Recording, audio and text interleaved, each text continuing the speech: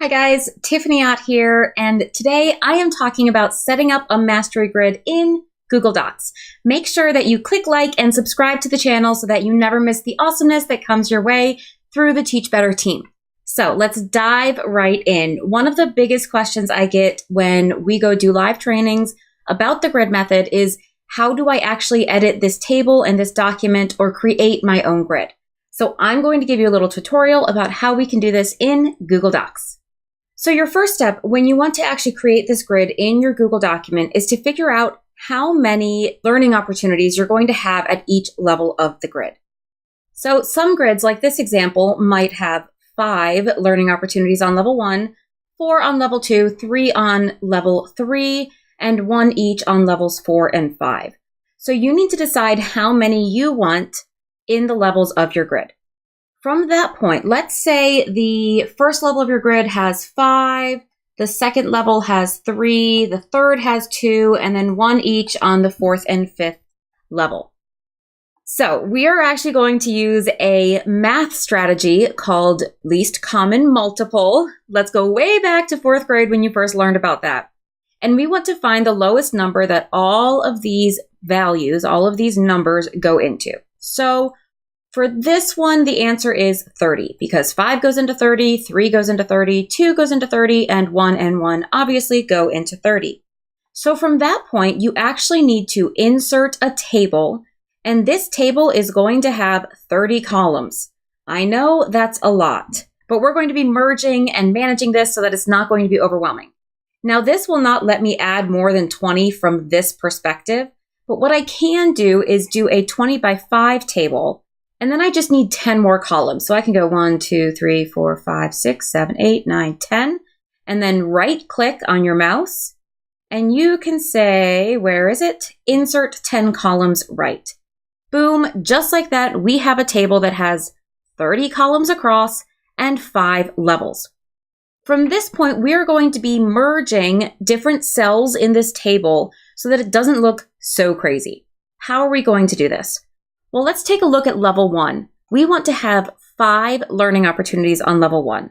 So I'm going to take these 30 columns and divide them into 5 groups. That would give me 6 cells in each group. So 1, 2, 3, 4, 5, 6. Highlight those cells and then right click with your mouse and find the Merge Cells button. Boom, just like that, you have your cells merged. If you make a mistake and you actually merged the wrong number of cells, just click Unmerge Cells and it will undo that for you. So you do this all the way across. Groups of 6, merge cells, groups of 6, merge cells, etc., etc. And now I have a lovely row 1 of my grid with 5 learning opportunity boxes just like I wanted. Then we move on to the next level. I need 3 boxes on this level. So 30 divided by 3 gives me 10. So this is going to be in groups of 10 cells. Magic, it's really starting to look like a grid now. My next level, I want 2 learning opportunities. So I'm just going to divide this right in half. Level 4 has just 1 learning opportunity, so we can get all those cells. Remember, once again, you right click and select merge. Now, if you're having trouble finding that menu, you can also go to Format, Table, and find Merge Cells there. But I think the shortcut with right-clicking is much faster, so that's usually what I do. Level 5 also has just 1 learning opportunity. So it's starting to come together and look a little bit more like a grid, but it's not quite there yet. Let's get rid of these numbers, and we probably want this grid to take up the whole page. So what I'm going to do first is I like to change the margins on my Google Docs to give things a little bit more room. So what I'm going to do, and this is totally optional, I go to File, Page Setup, and these margins are 1-inch margins, which I find I rarely need. So I'm just going to go through and make all of them 1/2-inch margins. This gives me a little bit more room to play, and you can see that I can now take up more of the page. So in order to take up the full page with the grid, just hover your mouse right over this bottom line and you'll see that symbol pop up, and then you can drag it on down. Don't worry that one's long and the rest are skinny. I'll take care of that. Drag it all the way down to the bottom of your page. There we go. and then scroll back up. Now, this is a really fun trick that I didn't learn until recently, but you can select all the cells in your table, and if you right-click, there's this really nifty thing, Distribute Rows.